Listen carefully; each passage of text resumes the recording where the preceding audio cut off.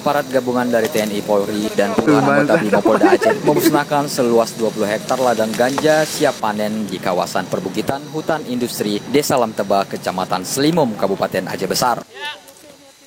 Ladang ganja yang tumbuh subur dan siap panen itu ditemukan di 8 titik lokasi yang berdekatan dan langsung dimusnahkan di lokasi. Untuk menuju ke lokasi ladang ganja, petugas harus berjalan kaki menempuh waktu selama 1 jam lebih dan harus melewati naik turun bukit. Ribuan batang ganja yang ditemukan itu diperkirakan telah siap untuk dipanen, dengan ketinggian rata-rata mencapai 1 hingga 2 meter. Petugas gabungan yang terdiri dari aparat TNI Polri dan puluhan anggota Brimopolda Aceh ini langsung melakukan pemusnahan dengan cara mencabut pohon ganja hingga akarnya dan lalu dibakar di lokasi kebun ganja tersebut. Selain itu, petugas juga memusnahkan puluhan ribu bibit pohon tanaman ganja yang ditemukan di lokasi. Ladang ganja seluas 20 hektar di kawasan perbukitan industri Desa Lamteba, Kecamatan Selimum, Kabupaten Aceh Besar ini terlihat tumbuh subur dalam perawatan.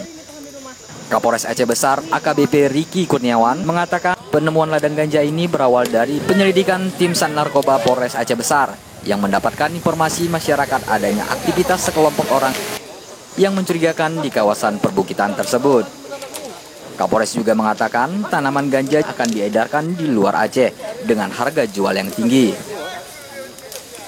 Pelaksanaan kita hari ini lebih kurang ada 8 titik.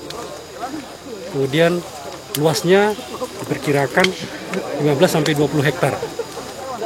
Dari 8 titik itu ada 3 titik yang siap panen, umurnya antara 3-4 bulan. Kawasan hutan dan perbukitan di Aceh Besar, Provinsi Aceh ini sudah berkali-kali ditemukan petugas ladang ganja dengan jumlah yang cukup besar.